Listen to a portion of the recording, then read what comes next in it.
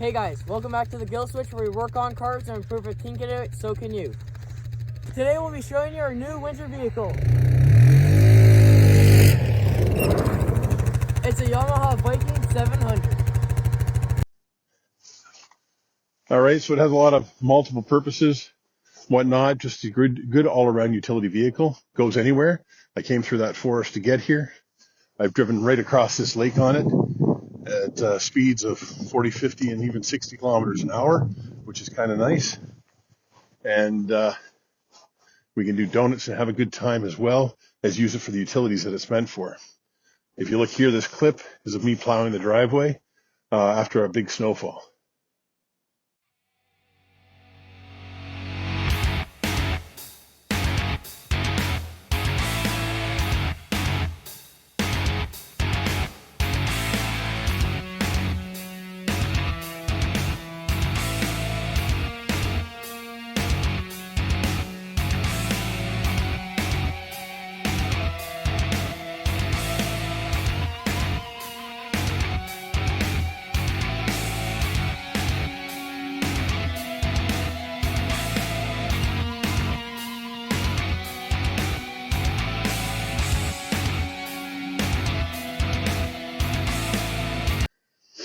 And then, as you saw at the beginning, which I'll clip to again, my son taking it out on the lake, putting it in two-wheel drive, and getting a good bunch of donuts going, which gives you the fun side of the vehicle.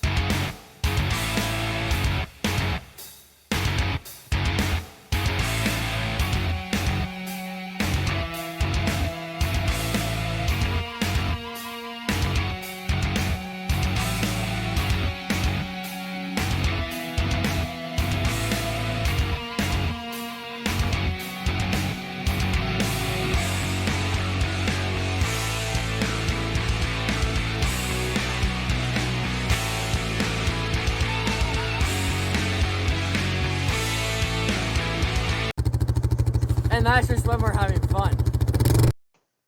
So looking at the logo, you can clearly see we're looking at a Yamaha Viking. This particular model is a 700, and it's an EPS. 700 refers to the size of the engine, which of course is actually 686 cc's, and the EPS refers to the fact that it has electronic power steering. We took the time to actually have the winch installed, which gives us a snow shovel opportunity too, and we have that at Click and Go Snow Plow by Kimplex. So of course it's a four-wheel drive vehicle. It has both anti-lock and lock differentials for those real difficult spots. It also has a load dumping bin, which means you can load it all up.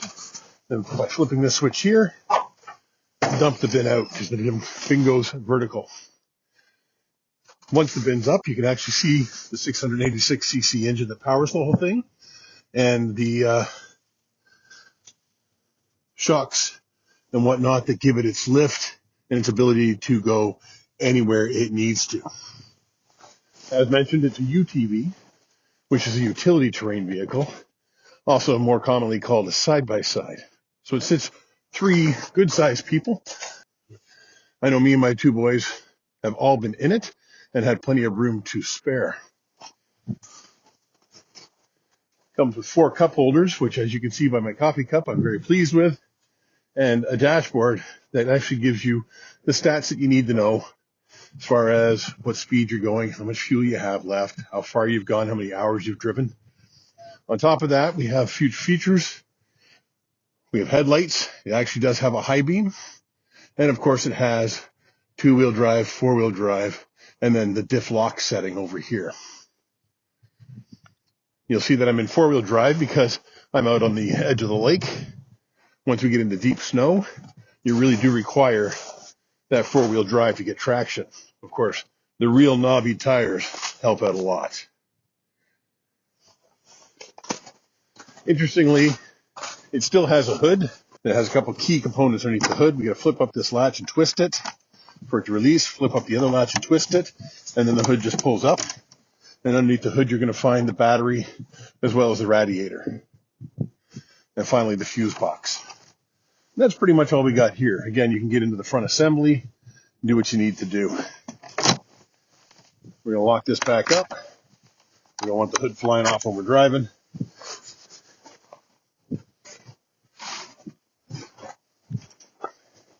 You can see in here too, you have access to the master cylinder because it does have four-wheel disc brakes. I can kind of clip in here and show you the disc brakes. So there's the disc itself, and I'll have to go around to the back of the tire to show you the caliper. So this is the rear tire now. We're going to,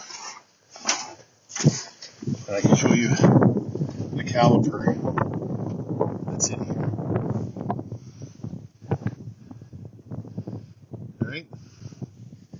So it's a good system. It does have automatic transmission. As I mentioned, that gets weight. You can lift the bed from either side. Sometimes when you do mechanical work, you can lift that bed. There's the oil dipstick. This black thing's actually the gas tank. You can see here there's the filter cap. And so we have easy access to everything that we need to get access to. So if we come back here to the back, you'll also see that it has a tailgate. A very simple action. We just unlamp these, the tailgate comes down, and gives us full access to the bed. Now the Viking actually comes with a roof, so we didn't have to pay for that upgrade.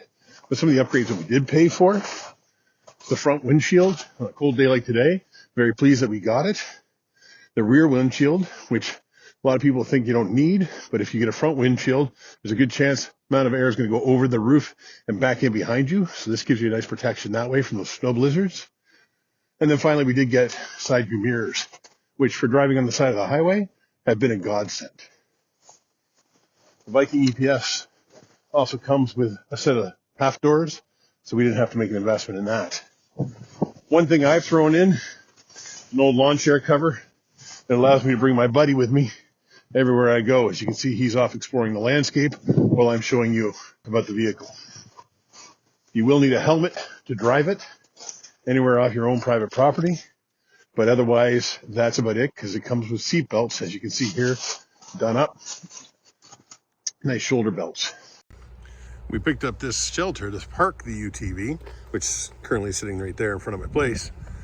And we find that it fits in nicely. I can even store one of my old cars in it and keep it out of the weather. But we'll take a look inside. I'll show you the shovel when it's not on the UTV. As you can see, we have all the creature comforts in here.